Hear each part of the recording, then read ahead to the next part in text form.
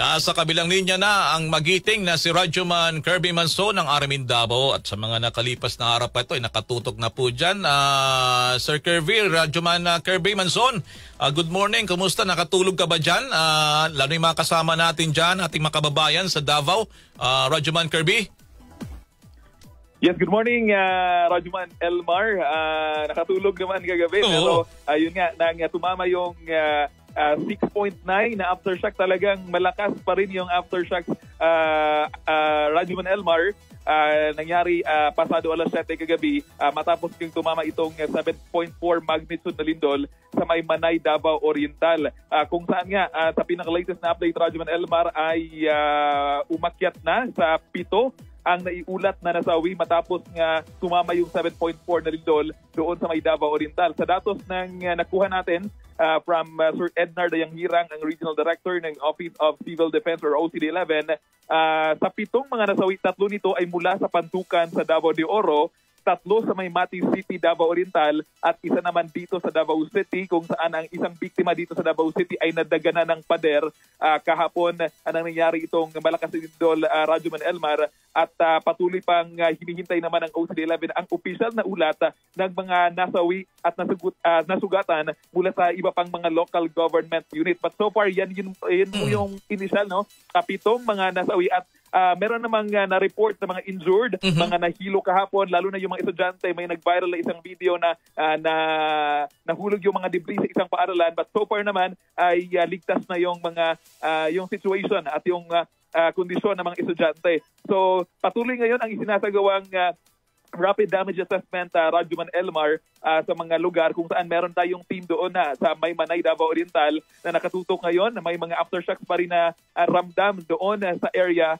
Dito sa Davao City, hindi naramdam yung aftershock, yung mga 4 point something na mga na aftershocks. Pero yung 6.9 talagang malakas pa rin. Actually, kung maalala natin, 6.9 yung tumama doon sa may Bogo City, sa may Cebu, pero malakas yung talagang unang pagyanig na naramdaman dito sa Mati City, doon sa may Manay, Davao Oriental, na umabot ng 7.4. Actually from 7.6 bumaba sa 7.4, pero talagang malakas pa rin yung pagyanig. Pero as to naman yung damages at casualties doon mismo sa epicenter sa may Manay, Davao Oriental, walang na so far walang na italang casualty doon sa area mismo ng epicenter. Pero sa karatig na lugar, itong Mati City, another municipality, doon yung naitala yung 3 casualties, Radyoman Elmar. So it varies actually doon sa siguro yung mga bahay at talagang yung intensity na na-feel or naramdaman ng mga residente doon. So sa ngayon may mga challenges tayo in terms of itong kuryente.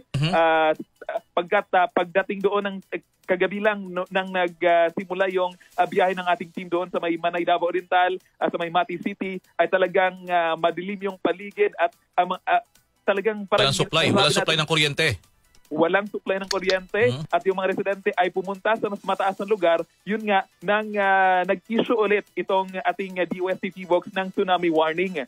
So, ang mga tao ay inabisuhan at mas piniling pumunta sa mas mataas na lugar kasi itong ang Mati City, itong Davao Oriental, Radyoman Elmar, kung malala mo ay talagang coastal areas. So, kung may isinasagawang mga simulation exercise, mga NSED or Nationwide Simultaneous Earthquake Drill, at talagang ginagawa itong tsunami scenario dahil talagang risgo itong mga lugar na ito sa itong pagtaas ng malakas na alon. But so far nga, wala namang naitalang tsunami. So far sa awan ng Diyos, no, doon sa may Davao Oriental. Pero ngayon ay nanatili pa rin sa mga evacuation centers and even hindi na pinili ng mga tao na sa labas lang ng bahay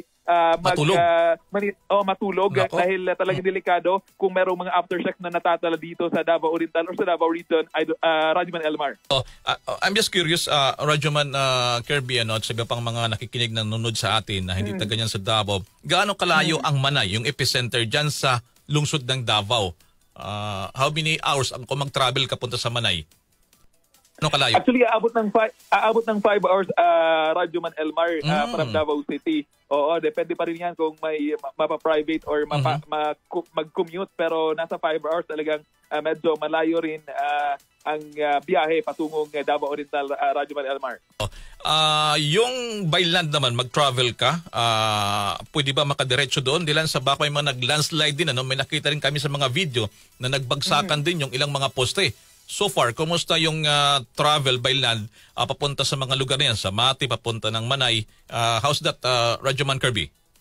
Oo, tinanong natin ng team kung kumusta ang biyahe nila kagabi patungo doon sa may Davao Oriental. So far, hindi nila nadaanan yung may mga poste na nakaharang sa daan at yung reported landslide sa isang kalsada doon sa may Davao Oriental. So, hindi sila na-interrupt ang kanilang biyahe patungong Manay, Davao Oriental, Radyo Man Elmar so far. Alright, kahapon may video din kayo na naging viral din, Mapua School of Matina. Diyan ba yan sa Davao City? Na makikita yung mga estudyante na duck cavern hold pero mga upuan na lamang ang nilagay nila sa kanilang mga ulunan, sa ulo nila? Oo, naging viral nga yung video ng nasabing... Ito ngayon, ito, binaview natin ngayon. Diyan yung sa lungsod to ng Davao, di ba? Oo, sa may Matina, Davao City. At ilang minuto lang yan mula dito sa station Radyo Man Elmar. O itong Mapua College of Davao. At yun nga, yung makikita natin sa screen dito sa live streaming natin. Yan yung nag-viral. Actually, hindi agad naglabas ng statement itong Mapua regarding sa nasabing insidente kung saan nga ay may mga reported na duguan ng mga estudyante. But so far sa kanilang inilabas na statement ay ligtas naman raw ang kanilang mga estudyante pero hindi sila nagsabi kung ilang mga estudyante ang sugatan pero merong inilabas ang City Government of Davao na datos kung saan umabot sa 200 plus na mga individuals. Nako. So we assume na... Ano to, nagkataon to na to, may conference ba? At anong floor to? Yung school na ito? Ang Kirby. Mapua ay siguro nasa 5 floors, 5-story building. Itong Mapua Radyo Man Elmar. At it's a private institution. So yun, may talagang mayroon silang klase na isinagawa or activity Radyo Man Elmar. That's why tumama at yun nga yung mga kisame nagbagsakan yung kisame. Oo. Pero may mga reported nga na may aircon daw na bumagsak. Yun yung ang hindi pa patuloy nating kinukumpirma kung yun ba ay isa sa mga dahilan na nabagsakan o nasugatan yung mga reported na mga individuals, mga estudyante. On the other hand, ang isang positive naman dito, hindi nagpanik hindi nagtakbuhan kung ang masaklam kung nag-stampede Radyo Man, napakarami ng mga bata sa loob nito itong Mapua. Kung nag-stampede dyan, nag-agawan doon sa kanilang tinatawag na pintuan, baka mas kahit pa paano hindi nangyari yung ganito at nanatili sila sa kanilang mga upuan. Although talagang pati yung kisame ay nahulog na sa kanilang mga ulo. Mataas itong Kesame Radyo Man Elmar, makita nyo sa video. Pero yun nga ay check pa kung gaano talaga katibay kasi talagang delikado itong mga debris pag tumama sa mga estudyante. May maliban sa posibleng natamaan ng mga debris ay meron ding talagang nahilo Radyo Man Elmar nang tumama yung malakas na lindol. Pero dali namang narespondihan ng ating otoridad lalo na itong medical team at nabigyan naman ng agarang aksyon at assistance itong apektadong mga estudyante at maging mga faculty members ng nasabing paaralan. Okay. Alright, as we speak ngayon, may supply ba ng kuryente dyan sa mismong lungsod ng Davao ngayon? Meron na bumalik ng kuryente kahapon lang ng talaga yung minutes after na tumama yung 7.4 magnitude na lindol ay talagang nawala yung kuryente. Doon na kami sa transmitter site para mapatuloy pa rin yung operation natin sa on air at of course online at ngayon ay nakabalik naman tayo dito sa downtown area at bumalik na ang kuryente. Maliban na lang doon sa Davao Oriental na may reported pa rin na mga brownout sa mga area sa Radyo Man Elmar. Alright, on that note, ingat kayo dyan, ating 10 ng ating makasamahan dyan sa Aramin Davao. Maraming salamat, Kirby, sa ginagawa nyong serbisyo publiko, yung mga taga Davao din na napakarami dito sa Metro Manila. At least alam nila yung mga updates na nangyari naman sa kanilang mga kababayan, kamag-anak, dyan naman sa lungsod ng Davao. Maraming salamat, Radyo Man Kirby, at ingat kayo dyan. Maraming salamat. Yan ang ulat. Latest update mula dito sa DXBC RMN Davao, Radyoman Kirby Manzon, Tatak, RMN.